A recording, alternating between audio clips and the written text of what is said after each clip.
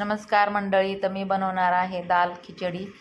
तर त्याच्यासाठी इथं मी तांदूळ घेतलेले आहे चांतारा. तुम्ही कोणती पण तांदूळ घेऊ शकता.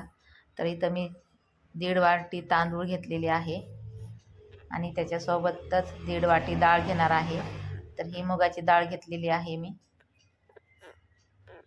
आता ही अर्धी वाटी तुरीची डाळ घेणार आहे. ही डाळ आणि तांदूळ मिक्स करून घेतलेली आहे मी.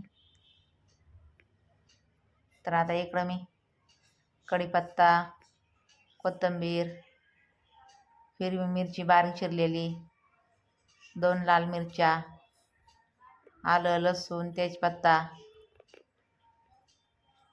घेतलेला आहे आणि टोमॅटो पण घेतलेले आहेत 3.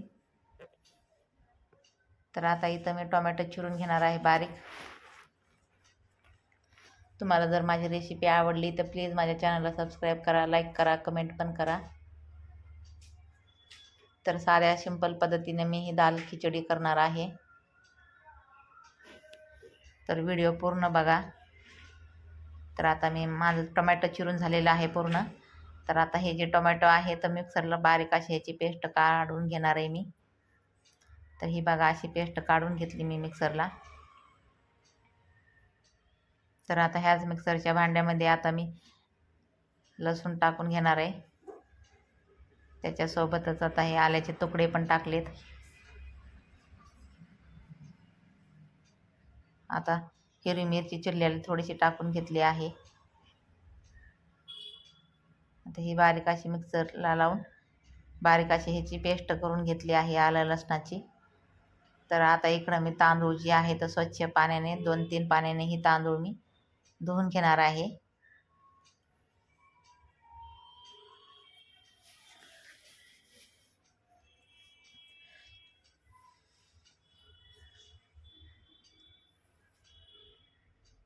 तर हे आता तांदूळ स्वच्छ पाण्याने मी धुवून घेतले आहे.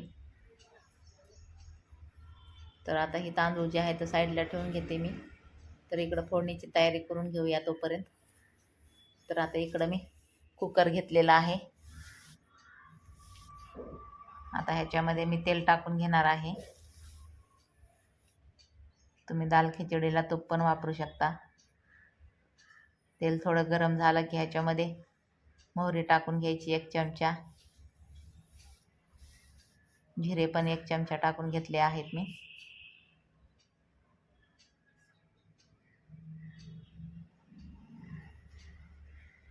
विलायची पण टाकून घेतली आहे ह्याच्यामध्ये मी. आणि हे तेजपत्ता पण टाकून घेतला आहे ह्याच्यामध्ये. आता हे कढीपत्त्याची पानं पण टाकून घ्यायचेत ह्याच्यामध्येच.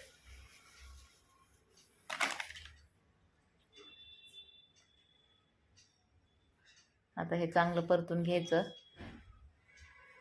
लगेचच ह्याच्यामध्ये आपण आलं लसणाची जी पेस्ट केलेली होती ती पण टाकून घ्यायची आणि हे छान असं परतून घ्यायचं आहे.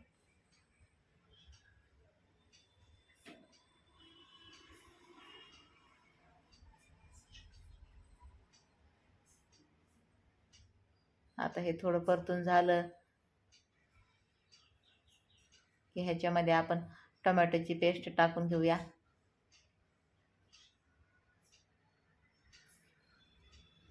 आणि टोमॅटोची पेस्ट पण छान अशी परतून घ्यायची. त्याला तेल सुटेपर्यंत आपल्याला परतून घ्यायचं आहे हे टोमॅटोची पेस्ट.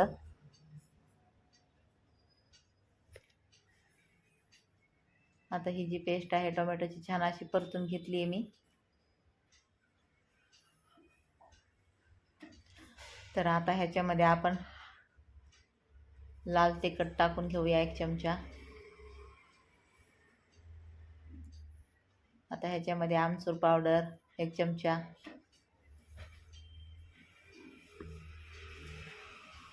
आता हे गोडा मसाला 1 चमचा. हळद हे सगळं टाकून घेऊन परत एकदा हे परतून घेऊया. छान असं मिक्स करून घेऊया हे मसाले सगळे. तर ह्याच्यामध्ये आता दाल तडका मसाला पण टाकून घेऊया आपण.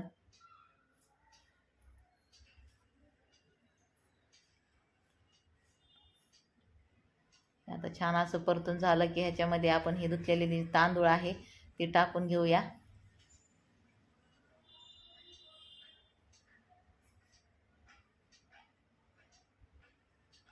आता हे जी तांदूळ आहे ही पण छान असं परतून घेऊया. सगळे मसाले जे आहेत ते ह्या तांदळाला लागले पाहिजेत.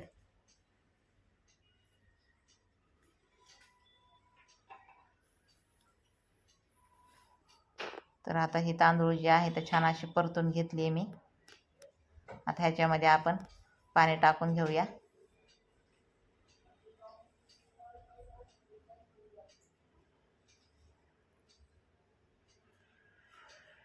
तर ह्याच्यामध्ये थोडे जास्तच पाणी टाकून घ्यायचं आहे, कारण थोडं सरभरीतच करायचं आहे आपल्याला दाल खिचडी. तर पाणी टाकून घेतलेलं आहे मी. तांदळाच्या वर 4 बोट वर इतकं मी पाणी टाकून घेतलं आहे ह्याच्यामध्ये, 4 ते 5 इंच वरी. तर आता ह्याच्यामध्ये आपण शेंगदाणे पण टाकून घेऊया.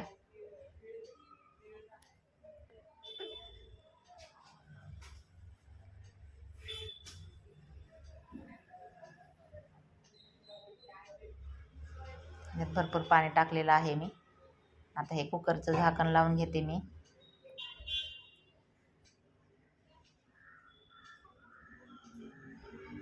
तर कुकरच्या 2 शिट्ट्या झालेल्या आहेत. तर आपली ही दाल खिचडी छान अशी शिजली आहे, तुम्ही बघू शकता.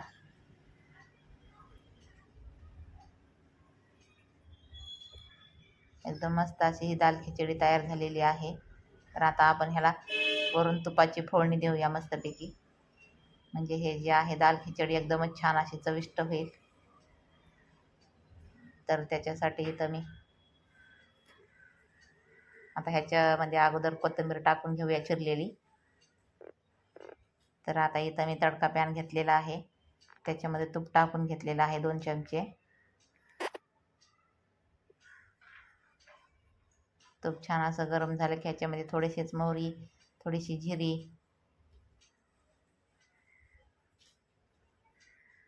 हिरव्या मिरचीचे तुकडे केलेले, 2 लाल मिरच्या, थोडासा कढीपत्ता पण टाकून घेऊया ह्याच्यामध्ये.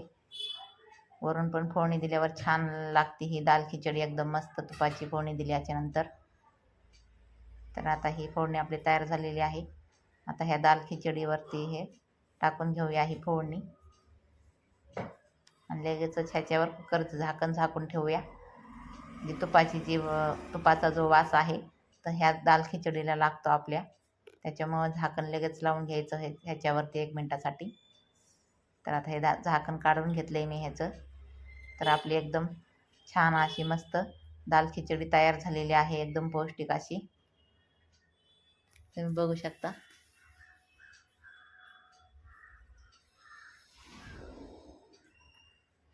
तर तुम्हाला माझी रेसिपी कशी वाटली? जर माझी रेसिपी तुम्हाला जर आवडली असेल तर प्लीज माझ्या चॅनलला सबस्क्राईब करा, लाईक करा, कमेंट करा आणि व्हिडिओ बघितल्याबद्दल धन्यवाद.